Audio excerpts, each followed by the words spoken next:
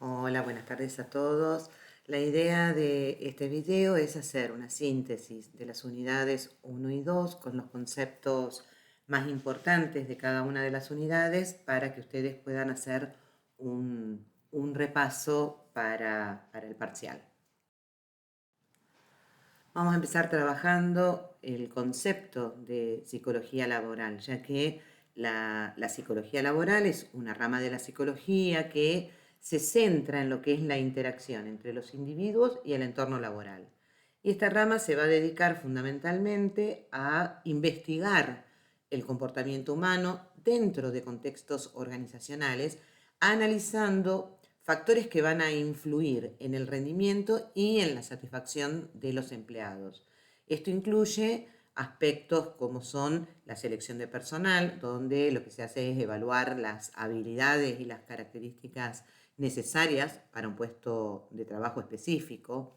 Además va a intentar hacer o interesarse en el desarrollo de las competencias a través de programas de capacitación y de formación continua, y esto pensemos que es esencial para poder mantener a los empleados actualizados y motivados, ¿sí? Entonces la psicología laboral también va a abarcar lo que es la evaluación del clima laboral, la motivación de los empleados y el liderazgo, entendiendo que un buen líder puede influir de manera significativa en lo que es la moral y en lo que es la productividad del equipo.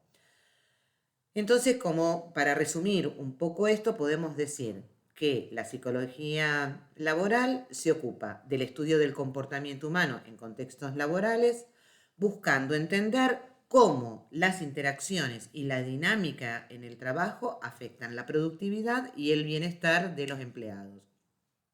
Se va a centrar, como dijimos antes, en varios temas, como son la motivación, la satisfacción laboral, la eficacia en el trabajo. Y se va a encargar del desarrollo profesional implementando programas de capacitación que van a potenciar las habilidades y van a fomentar el crecimiento de los empleados. La psicología laboral también brinda herramientas que son valiosas para los técnicos en seguridad e higiene, porque comprender cómo se comportan los trabajadores en su entorno les va a permitir diseñar programas de seguridad que no solo aborden riesgos físicos, sino que también puedan considerar que hay factores que son factores psicológicos. Por ejemplo, un ambiente laboral que fomente la comunicación abierta y el trabajo en equipo va a reducir el estrés y va a aumentar la satisfacción de los empleados, ¿sí? Y la motivación y la satisfacción laboral ya sabemos que son cruciales. Si los trabajadores se sienten valorados, es más probable que adopten prácticas seguras y que participen activamente en lo que son la prevención de riesgos. Esto implica que los técnicos en seguridad e higiene se involucren en la creación de una cultura de seguridad que contemple no solo el cumplimiento normativo, sino también el bienestar emocional de los trabajadores. Otro ejemplo tiene que ver con el conocimiento sobre cómo el estrés y la fatiga pueden afectar la toma de decisiones, lo cual es crucial para poder prevenir accidentes. ¿Sí? Entonces, los técnicos en seguridad e higiene pueden aplicar principios psicológicos para poder diseñar intervenciones que fomenten prácticas seguras, como son el desarrollo de programas de concientización que consideren la percepción de riesgos de los trabajadores. Al integrar la psicología en la seguridad laboral, se puede crear un entorno que no solo cumpla con las normativas, como decíamos antes, sino que también apoye el bienestar emocional de los empleados. Entre los elementos claves de la psicología laboral, el bienestar emocional es fundamental. Un trabajador que se siente bien en su entorno laboral va a ser más productivo y va a estar menos propenso a sufrir agotamiento o enfermedades laborales. Entonces la satisfacción laboral, por su parte, va a estar estrechamente relacionada con la motivación y es esencial para poder alcanzar las metas. Un equilibrio entre la vida laboral y la vida personal también es crucial, ¿Por qué? Porque los empleados que logran este equilibrio van a tener una tendencia a estar más comprometidos y más satisfechos con su trabajo. El desarrollo profesional es otro aspecto relevante. ¿Por qué? Porque las oportunidades de crecimiento personal y profesional lo que hacen es fomentar un sentido de pertenencia y de lealtad hacia la organización. Entonces, al final, todos estos aspectos van a contribuir a un entorno de trabajo positivo que va a beneficiar tanto a los empleados como a las empresas.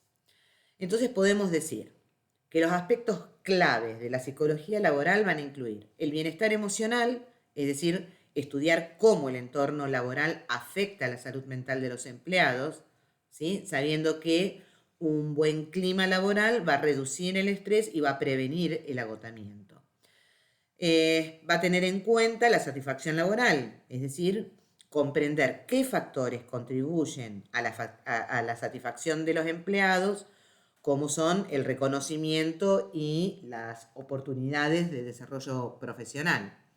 Otro aspecto va a ser el de la motivación, ¿sí? ¿Por qué? Porque analizar las diferentes teorías de la motivación nos van a dar herramientas para generar un mayor impacto dentro de la empresa, un impacto positivo dentro de la empresa y en el trabajador en sí mismo. Y por último, un equilibrio entre la vida personal del trabajador y el trabajo. Y esto tiene que ver con que promover políticas que ayuden a los empleados a equilibrar sus responsabilidades laborales y personales se va a traducir en un mayor compromiso y en una mayor productividad. De todo esto no podemos hablar si no hablamos de lo que tiene que ver con el comportamiento organizacional. Dijimos que la psicología estudia el comportamiento organizacional. Y este comportamiento organizacional lo que va a hacer es estudiar cómo los individuos se comportan en las organizaciones y cómo sus interacciones afectan el desempeño colectivo. Entonces, este estudio del comportamiento organizacional se va a enfocar en aspectos como la comunicación, que ya sabemos que es esencial para el trabajo en equipo y para la toma de decisiones, y que debe ser efectiva para poder alcanzar esos objetivos organizacionales. También se va a enfocar en el liderazgo. ¿Por qué? Porque es otro componente que es crucial. Un buen líder va a inspirar y va a motivar a su equipo, va a crear un ambiente de confianza y va a crear un ambiente de colaboración. Entonces, es importante que estos factores, más la cultura organizacional, que juega un papel fundamental, ¿sí? ¿Por qué juega un papel fundamental? Porque los valores, las creencias compartidas van a influir en la forma en la que los empleados interactúan y se comprometen con su trabajo. Entonces, entender estas dinámicas lo que va a hacer es permitir, por ejemplo, a los líderes, a los gerentes, crear un ambiente más eficaz y más saludable. Entonces podemos decir que el comportamiento organizacional se va a enfocar en cómo los individuos y los grupos interactúan dentro de una organización. Y esto va a incluir, como dijimos recién, la comunicación, que es esencial para el trabajo en equipo, y una buena comunicación reduce los malos entendidos y mejora la colaboración, ¿sí? Va a influir en la toma de decisiones, ¿sí? Esto implica analizar cómo las decisiones se toman en un grupo, destacando la importancia de la diversidad de opiniones para una toma de decisiones más efectiva. Va a incluir el liderazgo. Ya dijimos que un líder efectivo puede motivar y guiar al equipo, fomentando un ambiente de confianza y de respeto. Y tenemos que tener en cuenta la cultura organizacional, que tiene que ver con esos valores compartidos de una organización que van a influir en cómo se comportan sus miembros y en su nivel de compromiso. No podemos dejar de tener en cuenta dentro del comportamiento organizacional y de la cultura organizacional lo que son los activos intangibles, ¿sí? Estos activos intangibles que tienen que ver con la cultura y con el capital humano, ¿sí? Y estos son esenciales para el éxito de una organización. porque el capital humano se refiere a las habilidades, a los conocimientos, a las experiencias de los empleados. Y esto es fundamental para la innovación y para la competitividad de una organización. ¿Por qué? Porque en un mercado globalizado y que está en constante cambio, las empresas que saben aprovechar sus activos intangibles tienden a destacarse, ¿sí? Esto significa que las organizaciones tienen que invertir en el desarrollo de su personal y en la creación de un ambiente que fomente la creatividad y que fomente la colaboración. La gestión de estos activos puede ser el diferenciador clave que lleve a una organización al éxito sostenido. La cultura organizacional puede ser este diferenciador clave en el mercado, ¿sí? Porque impacta en la retención del talento y en la satisfacción de los empleados. Entonces, invertir en el desarrollo del capital humano va a implicar ofrecer oportunidades de capacitación y desarrollo, lo que no solo va a mejorar las competencias de los empleados, sino que también fomenta la lealtad hacia la empresa. Las organizaciones que entienden y que gestionan sus activos intangibles suelen estar mejor posicionadas para innovar y para adaptarse a los cambios en el mercado. Todo esto no es posible si nosotros no tenemos o no hacemos un buen diagnóstico organizacional. ¿Por qué es importante? Porque el diagnóstico organizacional es un proceso integral que evalúa diferentes aspectos de una empresa, ¿sí? Evalúa la estructura, evalúa los procesos, evalúa la cultura, y este análisis lo que hace es permitir identificar fortalezas y debilidades y qué áreas son las que hay que mejorar. Y esto ayuda a la organización a adaptarse y a crecer al mundo global que decíamos anteriormente. Para hacer este diagnóstico organizacional se utilizan herramientas, distintas herramientas que pueden ser encuestas, que pueden ser entrevistas, hay un montón de herramientas que nos permiten llegar a ese diagnóstico, y a partir de esto lo que nos permite es obtener una información valiosa sobre lo que es el clima laboral y la satisfacción de los empleados. Además, el diagnóstico lo que nos hace es ayudarnos a detectar problemas antes de que esto se convierta en una crisis. Y esto permite tomar decisiones informadas que van a mejorar el funcionamiento general de la organización. Entonces, el diagnóstico organizacional podemos decir que es un paso crucial para poder implementar cambios que beneficien tanto a la empresa como a los trabajadores. Entonces podemos decir que el diagnóstico organizacional es un proceso que permite a las empresas identificar áreas de mejora a través de la evaluación de la estructura organizacional, es decir, comprender cómo se distribuyen los roles y las responsabilidades y si esta distribución es efectiva, a través del análisis del clima laboral, es decir, utilizando distintas herramientas para poder evaluar esa satisfacción y la motivación de los empleados. A través de identificar los problemas, ¿sí? Es decir, detectar antes de que se conviertan en una crisis, y esto permite a la organización realizar ajustes que sean proactivos. Y finalmente, a través del desarrollo de recomendaciones, porque de nada nos sirve hacer un diagnóstico organizacional si después no vamos a hacer las recomendaciones necesarias para que estas situaciones que fuimos observando, que fuimos viendo, se puedan ir modificando. Entonces, esas recomendaciones nos permiten elaborar estrategias que mejoren la cultura y el rendimiento organizacional. La psicología laboral va a proporcionar un enfoque para este diagnóstico organizacional, porque va a considerar esos factores que tienen que ver más con lo psicosocial que va a estar afectando a los empleados. Y esto incluye lo que es la evaluación del clima laboral, que va a revelar cómo se sienten los empleados en su entorno de trabajo.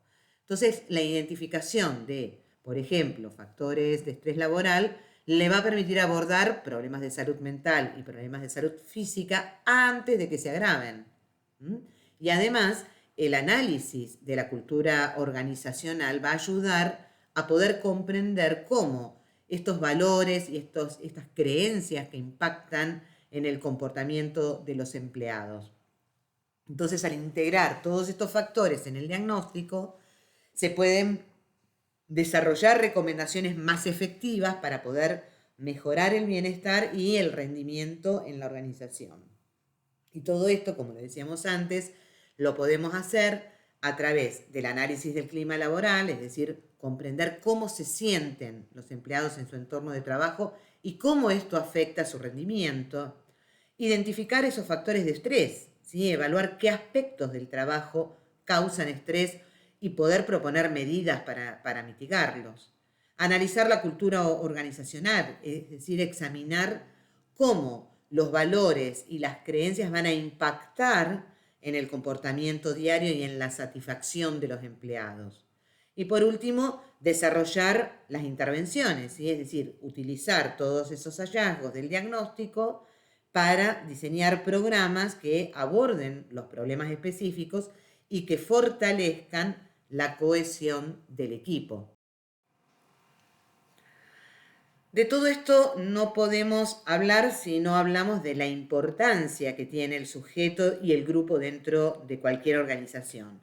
¿Por qué? Porque las personas son el corazón de cualquier organización y cada individuo va a aportar sus habilidades y sus experiencias y esto va a influir en el rendimiento colectivo, ¿sí? Por lo tanto, es fundamental comprender las necesidades y las expectativas que tiene cada trabajador. Y esto se puede lograr nuevamente con distintas herramientas, ya sean las encuestas, las entrevistas, que lo que van a hacer es permitir captar la percepción que tiene cada una de las personas del ambiente laboral. Además, nos va a permitir analizar cómo los individuos interactúan en el grupo, ¿sí? Y esto nos va a proporcionar una información que es sumamente valiosa sobre lo que es la dinámica organizacional. Entonces, la identificación de los roles y de las relaciones interpersonales de los dentro de los grupos nos puede ayudar ¿para qué? Para poder mejorar la comunicación y la colaboración, que son aspectos claves para el éxito organizacional. Entender la importancia del individuo y del grupo dentro de la organización es esencial. ¿Por qué? Porque, como ya dijimos antes, cada empleado aporta su propia perspectiva y sus propias habilidades. Y esto enriquece el trabajo en grupo. Entonces, una comunicación efectiva y la colaboración son fundamentales para poder maximizar el potencial de cada miembro. Por ejemplo, realizar actividades de team building, que son una serie de actividades y de estrategias que son diseñadas para fortalecer las relaciones dentro de un equipo de trabajo y que permiten mejorar la cohesión, ¿sí? Permite fortalecer las relaciones interpersonales, fomentar un ambiente de confianza colaborativo y, por otro lado, el reconocer esta diversidad de los empleados nos permite crear estrategias que promuevan la inclusión y que promuevan el respeto. Lo que obviamente va a hacer es mejorar la dinámica del equipo y la satisfacción general. Hablamos entonces de sujeto, de individuo y de grupo, y ahora pensemos qué diferencia hay entre el grupo y el equipo de trabajo. Y es importante hacer esta diferenciación. ¿Por qué? Porque un grupo se compone de individuos que comparten un objetivo, pero que no necesariamente dependen unos del otro para poder alcanzar ese objetivo. En cambio, en un equipo de trabajo, ¿sí? Este equipo está formado por personas que colaboran de manera interdependiente, es decir, que se necesitan uno del otro, ¿sí? Y todos van aportando habilidades que son complementarias para poder lograr los resultados de manera conjunta. Analizar estas diferencias es crucial para entender cómo se organiza el trabajo y cómo se pueden optimizar los distintos procesos, ¿sí? Las estrategias para mejorar la cohesión y la comunicación son diferentes en ambos casos, ¿sí? Y reconocer estas distinciones lo que hace es ayudar a los líderes justamente a gestionar mejor a sus grupos o a sus equipos de trabajo.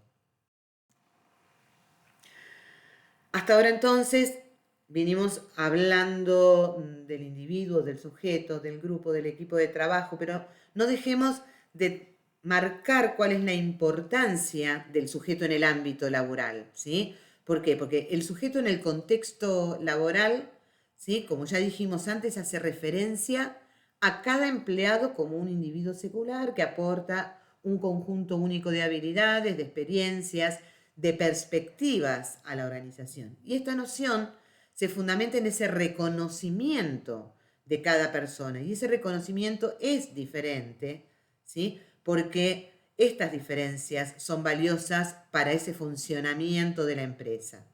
Por ejemplo, ustedes imagínense una empresa de diseño gráfico, ¿sí? Cada diseñador tiene un estilo propio y una forma diferente de abordar el proyecto. Pero esta diversidad no solo enriquece el trabajo final, sino que también va a fomentar la creatividad dentro del equipo. ¿Sí? Entonces, los empleados son fundamentales para esta operación y para el éxito de cualquier organización. Y su nivel de compromiso y de satisfacción va a impactar de manera directa en lo que es la productividad general. Cuando un empleado se siente valorado y se siente reconocido, su motivación aumenta, lo que a su vez se va a traducir en un mejor rendimiento, ¿sí? Entonces, cada uno tiene fortalezas únicas, pero al reconocer estas fortalezas y aprovechar estas capacidades, se va a maximizar el rendimiento del grupo o del equipo en general. Por ejemplo, un empleado con habilidades excepcionales en resolución de problemas va a aportar soluciones innovadoras a desafíos que son comunes, ¿sí? Por eso es importante que para un buen ambiente laboral se pueda valorar a cada empleado como individuo y fomentar oportunidades de desarrollo personal, así como también poder promover esa comunicación abierta y el respeto mutuo. En definitiva, lo que estamos diciendo con todo esto es que reconocer el valor del sujeto en el trabajo crea un entorno donde la creatividad y la colaboración florecen, y esto va a beneficiar a la organización en su conjunto. Todo esto está enmarcado también en aspectos que tienen que ver con la personalidad en el ambiente del trabajo. En principio, ¿qué es la personalidad? La personalidad la podemos definir como esos patrones que tienen que ver con los pensamientos, con las emociones, con los comportamientos, que van a caracterizar a cada individuo.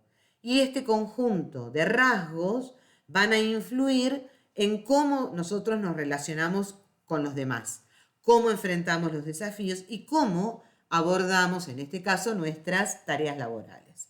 Entonces, conocer las características de personalidad de los empleados, para qué nos sirve, ¿sí? Les permite, por ejemplo, a los líderes, a los gerentes, poder asignar esos roles que son adecuados, ¿sí? Y que se van a alinear con lo que son las fortalezas que tiene cada uno. Y esto no solo mejora el rendimiento individual, sino que también favorece la cohesión del equipo y la eficacia organizacional. Además, al entender estas diferencias en la personalidad, se pueden diseñar estrategias para la gestión de conflictos y para mejorar la comunicación interna. Por ejemplo, una persona que es extrovertida puede destacarse en ventas, ¿sí? Donde la interacción constante es clave, mientras que una persona introvertida seguramente en ese puesto no va a funcionar, ¿sí? Pero puede sobresalir en un puesto que tenga que ver con, se me ocurre, el análisis de datos, donde la concentración y la reflexión son esenciales. Entonces, aunque la personalidad no es el único factor, obviamente, que determina el éxito laboral, va a desempeñar un papel crucial en cómo cada individuo interactúa y contribuye en el entorno de trabajo. Entonces, la forma en que una persona percibe el trabajo, en cómo la persona maneja la presión y se relaciona con sus compañeros de trabajo, va a influir, obviamente, en su desempeño. Entonces, podemos decir que la personalidad es un factor clave en el ámbito laboral. Comprender y valorar la diversidad de personalidades en un equipo no solo enriquece el ambiente, sino que también va a optimizar el rendimiento y va a fomentar un espacio donde todos puedan contribuir con su máximo potencial. Para poder sacar el máximo potencial, no podemos dejar de lado lo que es la motivación en el trabajo, ¿sí? ¿Por qué? Porque la motivación en el ambiente laboral se va a referir a esas razones, a esos deseos, a esas necesidades que van a impulsar a la persona a actuar y a comprometerse con su trabajo, ¿sí? Digamos que es una fuerza interna que motiva a los empleados a lograr ciertos objetivos, a esforzarse por mejorar y por mantener un alto nivel de rendimiento. Entonces, la motivación podemos decir que puede ser intrínseca, como es la satisfacción personal, el reconocimiento, el crecimiento profesional, o puede ser extrínseca, ¿sí? Como son los beneficios económicos, los incentivos materiales. La motivación es esencial para fomentar la productividad, para fomentar la satisfacción y para fomentar el compromiso de los empleados en su entorno de trabajo. Cuando los trabajadores están motivados, es más probable que se sientan contentos con su trabajo, que se comprometan con sus responsabilidades y que alcancen sus metas, ¿sí? Además de las metas organizacionales, que alcancen sus propias metas. En contraste con esto, la falta de motivación va a llevar al desinterés, a un trabajo por compromiso, ¿sí? A un trabajo desganado, siendo lo justo y lo necesario.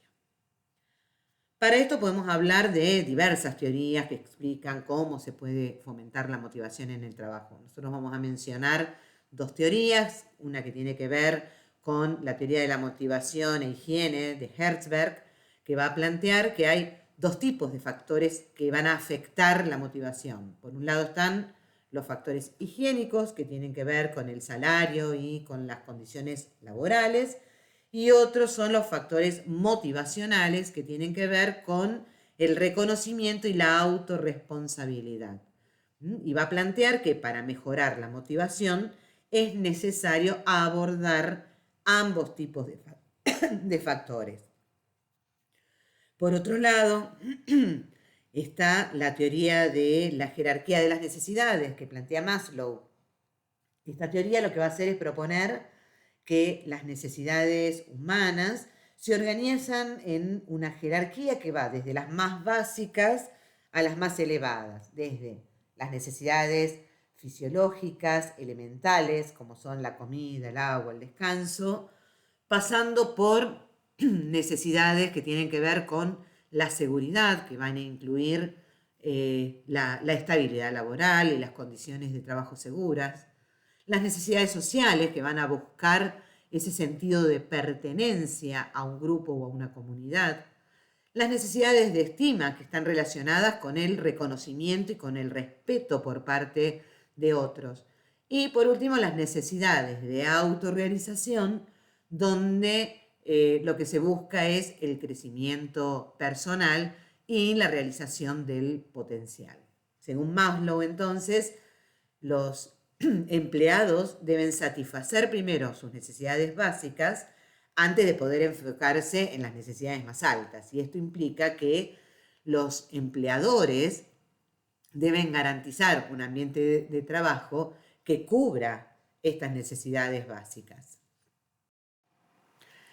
Algunas estrategias para aumentar la motivación laboral tienen que ver con poder establecer metas claras y que sean alcanzables, es decir, que tengan objetivos específicos que le permita a los empleados poder enfocarse y poder experimentar un sentido de logro cuando alcanzan esas metas. Y esto se hace también a través de brindar reconocimiento y recompensa, ¿sí? Es decir, poder reconocer el buen desempeño a través de aumentos salariales, promociones, elogios, bonos, ¿sí? Y esto es muy motivador. Por otra parte, es importante fomentar un ambiente de trabajo positivo, un clima laboral que sea amigable, donde lo que se promueva es esa comunicación abierta, el trabajo en equipo, y esto va a ayudar a que aumente la satisfacción laboral. Otra estrategia de gran importancia es poder proporcionar oportunidades de desarrollo, es decir, poder ofrecer capacitaciones, planes de carrera que van a ayudar a los empleados a crecer y a sentirse valorados, así como también a promover la autonomía, ¿sí? Dar a los empleados un cierto control sobre su trabajo puede también aumentar su sentido de responsabilidad y de compromiso. Un aspecto fundamental es proporcionar una retroalimentación constructiva, ¿sí? ¿Por qué? Porque esta retroalimentación va a ayudar al empleado a mejorar y a sentirse apoyado, ¿sí? Otra estrategia es la de fomentar el equilibrio entre lo que es la vida laboral y la vida personal, ya que la flexibilidad, por ejemplo, en los horarios y en las opciones de trabajo remoto puede aumentar la satisfacción general. Entonces, tengamos en cuenta que establecer desafíos de proyectos, nuevas responsabilidades, va también a mantener a los empleados motivados y los va a mantener comprometidos. En definitiva, podemos decir que es fundamental promover la comunicación abierta, es decir, ese entorno donde los empleados se sientan cómodos expresando ideas, preocupaciones, lo cual va a fortalecer su sentido de pertenencia y va a promover un sentido de propósito, ¿sí? Va a ayudar a los empleados a entender cómo su trabajo contribuye a los objetivos de la organización.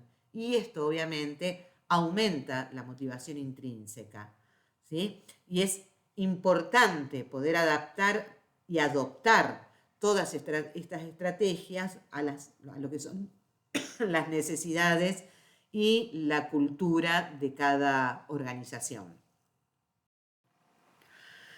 Todo esto que venimos hablando va a redundar en lo que es la calidad de vida laboral, porque la calidad de vida laboral se va a referir al grado de satisfacción, de bienestar y de equilibrio que una persona va a experimentar en su entorno de trabajo. Y esto va a incluir aspectos como el clima laboral, las condiciones físicas y psicológicas del trabajo y la posibilidad de desarrollo y de crecimiento profesional.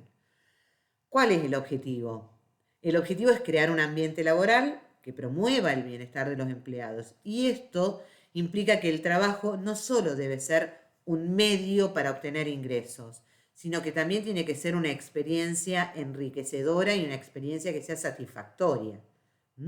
La calidad de vida laboral va a abarcar el ambiente físico del trabajo, va a abarcar las relaciones interpersonales, el equilibrio nuevamente entre lo personal y lo laboral, así como el reconocimiento y la remuneración justa. Digamos que una buena calidad de vida laboral va a permitir a los empleados sentirse valorados, sentirse motivados y esto va a contribuir obviamente al éxito de la organización.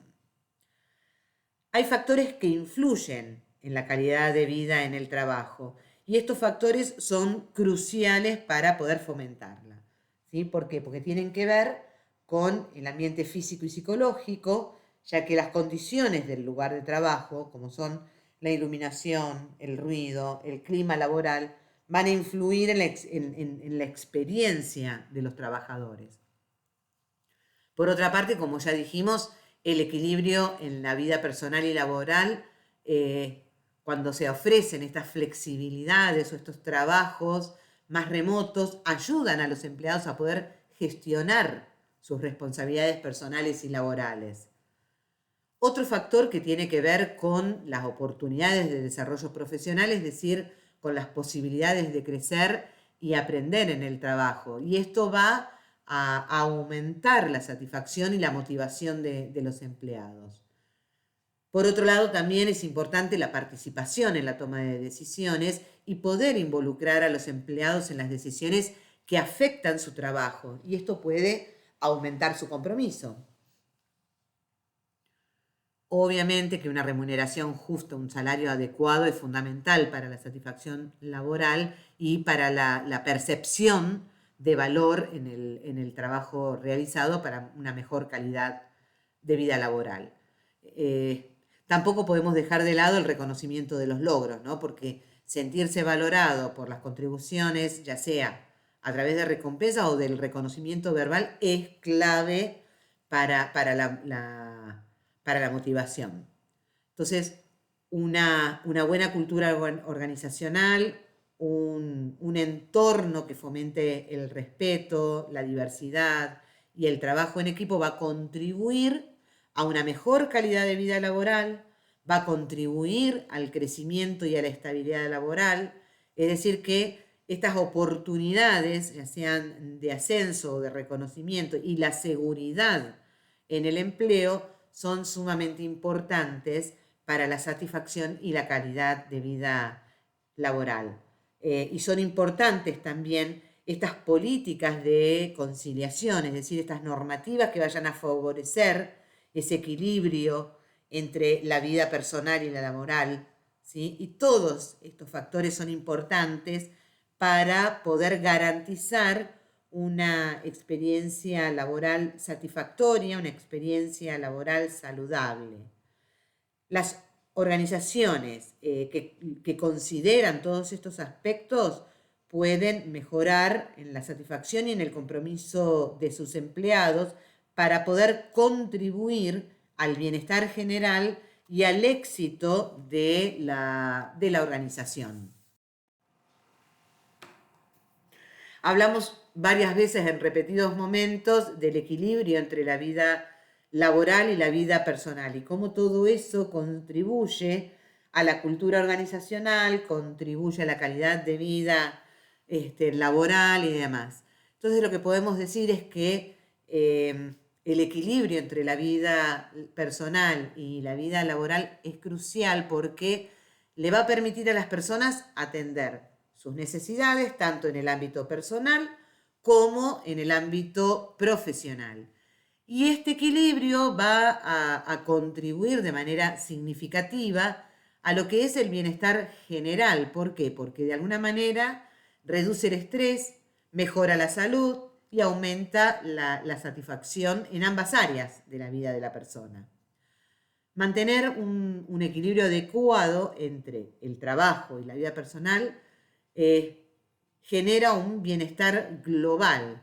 Y este equilibrio lo que va a hacer es permitirle a las personas dedicar tiempo y energía a actividades que están relacionadas afuera del entorno laboral, pero también ¿sí? Va a fomentar un mejor estado emocional y físico a la hora de estar en sus trabajos. Entonces, lograr este balance entre lo que son las responsabilidades laborales y las responsabilidades personales disminuye los niveles de estrés. La sobrecarga laboral y la falta de tiempo para las actividades personales lo que generan es mayor agotamiento, mayor ansiedad y otros problemas de salud. En cambio, disponer de tiempo para poder desconectarse del trabajo y disfrutar de otras facetas de la vida va a contribuir a reducir ese estrés que se acumula en el ámbito laboral. Contrario a la creencia de que trabajar más horas mejora el rendimiento, el equilibrio entre la vida personal y laboral puede incrementar la productividad y el desempeño en el trabajo. O sea, no es cierto que a mayor cantidad de horas voy a mejorar mi trabajo, sino que la calidad en mi trabajo va a estar cuando estén equilibrados estos dos aspectos, ¿sí?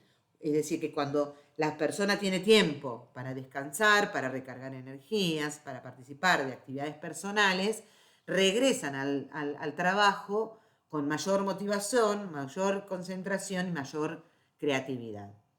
Entonces, para cerrar este tema, podemos decir que el equilibrio entre la vida personal y laboral es esencial para el bienestar integral de las personas y permite llevar una vida plena, una vida satisfactoria, reduce el estrés, mejora la salud, optimiza el rendimiento en ambos ámbitos.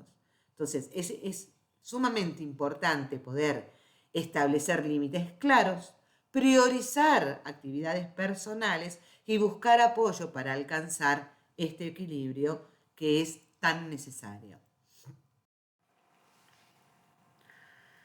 Si nosotros no logramos este equilibrio, si no logramos equilibrar nuestra vida personal y nuestra vida laboral, podemos terminar con ciertas patologías laborales.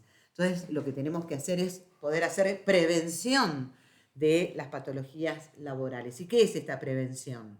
Esta prevención es ese conjunto de estrategias, de acciones que están diseñadas para poder identificar, para poder minimizar y para poder controlar esos factores de riesgo en el entorno de trabajo que pueden afectar la salud física y la salud mental de los empleados. El objetivo es evitar, obviamente, el desarrollo de enfermedades relacionadas con el trabajo, como son el estrés laboral, el desgaste emocional y otros trastornos tanto físicos como psicológicos. Esto se logra a través de la promoción de un ambiente laboral saludable, a través de la capacitación de los trabajadores, a través de la implementación de políticas de seguridad y de salud y a través del fomento de un equilibrio entre la vida personal y la vida profesional. Vamos a hacer mención de 3 patologías laborales, obviamente, que hacen a la salud mental, que son, digamos, las más habituales, las más comunes que solemos encontrar en las empresas y en las organizaciones. Una de ellas es el desgaste laboral, ¿sí? El síndrome de burnout, el síndrome de estar quemado, ¿sí? Este síndrome surge de una combinación de factores que tienen que ver con demandas laborales que son excesivas, falta de control sobre las tareas que tenemos que realizar, escaso apoyo y por un desequilibrio entre la vida profesional y la vida personal. Las consecuencias van a incluir lo que tiene que ver con el agotamiento físico y emocional, y una reducción del rendimiento. Va a generar problemas de salud mental y dificultades con las relaciones interpersonales. Las causas van a tener que ver con demandas que son elevadas, es decir, con la acumulación de trabajos, con plazos que son muy ajustados, con una carga de responsabilidades excesivas que pueden generar un desbalance entre lo que se exige y los recursos disponibles para el cumplimiento de eso que se exige. La ausencia de autonomía en las tareas, es decir, la falta de control y de la toma de decisiones puede intensificar este desgaste, ¿sí? Es decir, sentirse sin esa capacidad de influir en el trabajo va a contribuir a este estrés y al agotamiento. También la falta de respaldo por parte de los superiores o de los colegas y la escasez del reconocimiento y de las oportunidades de crecimiento va a impactar de manera negativa en este bienestar emocional del empleado. Por otra parte, la imposibilidad de desconectar del trabajo, ¿no? De dedicar tiempo a las actividades personales puede resultar en un desgaste tanto físico como mental. ¿Cuáles son las consecuencias de este desgaste, de este síndrome de burnout? Agotamiento, ¿sí? Porque las personas que están afectadas van a experimentar una sensación persistente de fatiga, que que va a estar acompañada de síntomas físicos como dolores de cabeza, de problemas de sueño. Va a haber un bajo rendimiento, ¿sí? Porque el agotamiento laboral va a afectar la concentración, la toma de decisiones, la motivación, resultando en una disminución de la productividad y de la calidad del trabajo. Va a traer aparejados problemas de salud mental, ¿sí? Porque el desgaste laboral está vinculado a trastornos de ansiedad o de depresión y que van a estar generados por esa presión constante y por el estrés permanente y constante que se prolonga a lo largo del tiempo. También va a traer aparejadas dificultades relacionales, ¿sí? Porque este agotamiento afecta negativamente las interacciones, tanto en el entorno laboral como en el entorno personal, ¿sí? Dificultando la comunicación y generando conflictos. Es decir, que lo que podemos decir es que es vital identificar los signos del desgaste laboral de manera anticipada para poder tomar medidas que sean preventivas, ¿sí? O buscar el apoyo que sea necesario.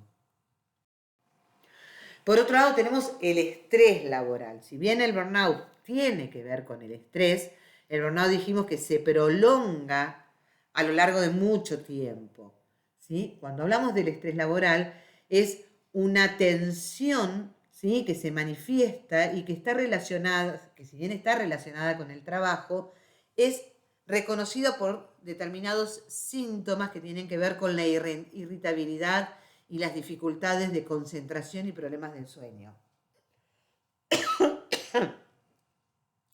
Pero este estrés, ¿sí? Lo detectamos más fácilmente, ¿sí? Es temporario, es por un momento determinado, y a partir de que podemos resolver esa situación, ese estrés disminuye. Si no lo reconozco previamente y me sigo sosteniendo en estas presiones, se termina transformando, ¿sí? En el desgaste que hablábamos antes.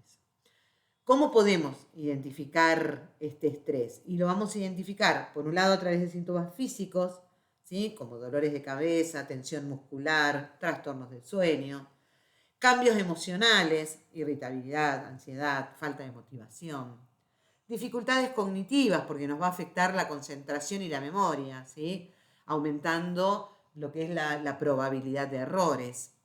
Cambios conductuales, ¿sí? Algunas personas pueden volverse como más retraídas o más impacientes. Y existen diferentes técnicas o diferentes estrategias que nos permiten manejar el estrés laboral, ¿no? Por ejemplo, establecer límites, es decir, definir horarios claros para poder desconectar del trabajo, y esto es esencial porque reduce el estrés. Tener prácticas en técnicas de relajación, ¿sí? Incorporar respiración profunda, meditación o yoga. Esto puede ayudar a mantener la calma. Equilibrar las actividades, dedicar tiempo a los pasatiempos o actividades que son placenteras. Esto nos ayuda a combatir el estrés. Y es fundamental encontrar estrategias que funcionen para cada persona, ¿sí? Si el estrés persiste, entonces es importante pedir ayuda para poder bajar estos niveles de estrés. Por último, vamos a ver el moving, ¿sí? El moving o el maltrato psicológico dentro del ámbito laboral. El moving o acoso laboral es una forma de violencia psicológica, ¿sí? Que se caracteriza por comportamientos hostiles y repetitivos hacia una persona dentro del entorno laboral. Para prevenirlo es importante promover un ambiente respetuoso, es decir, poder fomentar una cultura organizacional que esté basada en el respeto y en la empatía. Es importante también propiciar una comunicación abierta, es decir, establecer canales efectivos para que los empleados puedan expresar sus preocupaciones sin temor a represalias. Es importante generar políticas claras, es decir, poder implementar políticas contra el acoso que especifiquen consecuencias y procedimientos claros, ¿sí? También es fundamental el apoyo y los recursos, es decir, propiciar líneas de ayuda confidenciales y de asesoramiento psicológico a quienes lo necesiten. Generar una investigación justa, ¿sí? Esto significa que podamos realizar investigaciones transparentes ante estas denuncias de acoso para poder tomar las medidas disciplinarias cuando sea necesario. Tengamos en cuenta que cada situación es única, por lo que es importante adaptar estas medidas según las necesidades específicas del entorno laboral. Si se experimenta mobbing, es esencial buscar apoyo tanto en el trabajo como externamente. Hablamos de lo que era la prevención de las patologías y una de las formas de prevenir es cultivando, es intensificando, es aprendiendo a ser asertivo. La asertividad es esa habilidad de comunicar los pensamientos, los sentimientos y las opiniones de forma clara, directa y sumamente respetuosa. De esta manera no infringimos los derechos de los demás, ¿sí? Es decir, se trata de poder expresar las necesidades, establecer límites, al mismo tiempo que reconocer y respetar las perspectivas de los otros. Algunas características de la asertividad tienen que ver con esa expresión clara. Las personas asertivas se comunican de manera clara, directa, evitan ambigüedades, expresan sus necesidades sin dar vueltas ni rodeos, ¿sí? También el respeto hacia uno mismo y hacia los demás, porque esto implica reconocer los propios derechos y emociones, mientras además se valoran la de los demás. Un aspecto importante, importantísimo, digamos, de la asertividad tiene que ver con la escucha activa. Los individuos asertivos participan de una escucha activa, mostrando empatía e interés genuino por las opiniones ajenas. Podemos decir que mediante la asertividad se gestiona, el conflicto, ¿sí? Y esto facilita, obviamente, la resolución de los desacuerdos de una manera más constructiva y más equitativa. Otro aspecto importante es la autoafirmación, es decir, tener confianza en las habilidades que uno tiene y defender las ideas sin temor a ser juzgado. Entonces, podemos decir que la asertividad es una habilidad, ¿sí? Que se puede desarrollar, que mejora las relaciones interpersonales, que reduce el estrés y que eleva la autoestima.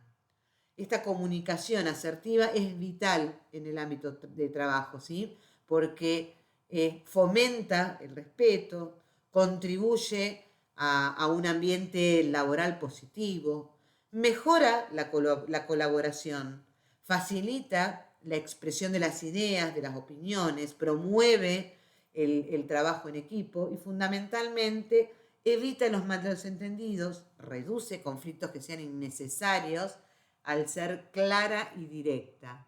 Y también fortalece las relaciones laborales, ayuda a construir relaciones saludables entre los compañeros de trabajo, aumenta la satisfacción laboral y todo esto hace que los empleados se sientan valorados y escuchados. Por lo tanto, esta comunicación asertiva en el trabajo lo que va a hacer nada más ni nada menos es mejorar el ambiente y el bienestar de los empleados. Por último, y para cerrar con estas dos unidades, no podemos dejar de hablar de la resiliencia laboral, ¿sí? Porque la resiliencia es esa capacidad de poder adaptarse y de recuperarse de las situaciones adversas. En el entorno laboral, justamente, la resiliencia es lo que va a permitir manejar el estrés y enfrentar desafíos de una manera efectiva. Las personas que son resilientes mantienen una actitud positiva y proactiva, lo que les va a ayudar a permanecer motivadas incluso en momentos que sean difíciles. Para fortalecer la resiliencia es crucial cuidar de uno mismo. Es crucial establecer hábitos que sean saludables, como son el ejercicio, la buena alimentación, buscar apoyo emocional, contar con una red de apoyo en amigos, familiares, colegas, buscar oportunidades de crecimiento, participar de capacitaciones y asumir nuevos desafíos, practicar la gestión del estrés, es decir, utilizar esas técnicas de relajación y mantener una mentalidad flexible. La resiliencia se puede desarrollar con el tiempo, ¿sí? A través de mecanismos de reflexión, de autoconocimiento. Entonces, pensemos que ser resiliente conlleva múltiples beneficios, ¿sí? Como son el manejo efectivo del estrés que proviene del agotamiento y de la fatiga, la adaptación a los cambios organizacionales, que lo que va a hacer es facilitar, digamos, la navegación entre estos entornos laborales que son dinámicos.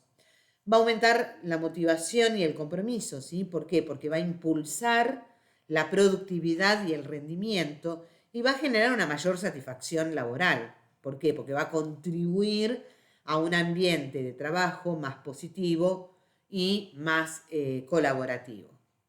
En conclusión, y para cerrar con este video, vamos a decir que la resiliencia no solo mejora la salud mental y la productividad, sino que también enriquece el bienestar general de los trabajadores.